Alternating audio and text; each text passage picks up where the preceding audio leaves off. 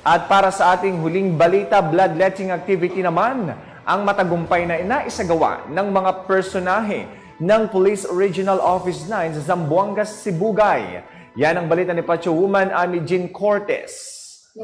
Ng bloodletting activity ang Zamboanga Sibugay Police Provincial Office na may temang Give Blood, Give Plasma, Share Life, and Share Often na ginanap sa Zamboanga Sibugay Police Provincial Office, Covered Court, Barangay Sanito Ipil, Zamboanga Sibugay, nito lamang ika-14 ng Pebrero taong kasalukuyan. Ang aktibidad ay pinangunahan ni Police Colonel Edward P. Malyo, Provincial Director ng Zamboanga Sibugay Police Provincial Office, Zamboanga Sibugay Police Provincial Medical and Dental Unit, katuwang ang Philippine Red Cross at Provincial Health Office, Zamboanga Sibugay. Ang nasabing aktibidad ay nilahukan ng ating mga kapulisan ng Zamboanga Sibugay Police Provincial Office.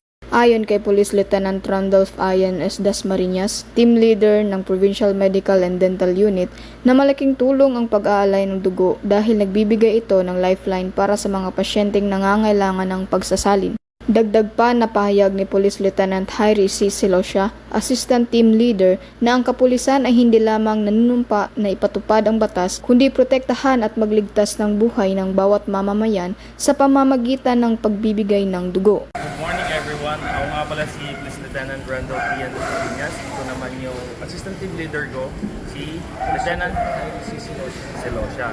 So basically, kami po ay from PNP Health Service. Kami po yung assigned dito sa Provincial Health Office, sa Provincial Medical and Dental Team. Basically, nagkakandak po kami today ng bloodletting in partnership with the Ipil Provincial Health Office at Municipal Health Office, together with Red Cross. Ang nagkakit ng activity na ito is as a part of the PNP, we are not just take oath to enforce the law, but also to protect and save lives. So sa mga ganitong gawain is nami-maintain natin na magkaroon tayo ng blood supply sa lugar. Like for example, kung nakaranas tayo ng mga seasonal diseases like dengue, so may supply tayo, or sa mga katropa natin na mayroong mga pangailangan ng dugo in times of operation. So magandang gawain po ito. I-encourage po namin lahat ng mga katropa na magpag-ibig. Layunin nitong makasuporta at makasagip ng buhay ng tao na lubos na nangangailangan ng tulong at nakaangkla sa PNP core values na makatao. Ang mga ahensya ng pamahalaan katuwang ang PNP ay kaisa sa paghahatid ng serbisyo para sa umaangat na Pilipinas tungo sa pagbabago para makamit ang maunlad na bagong Pilipinas.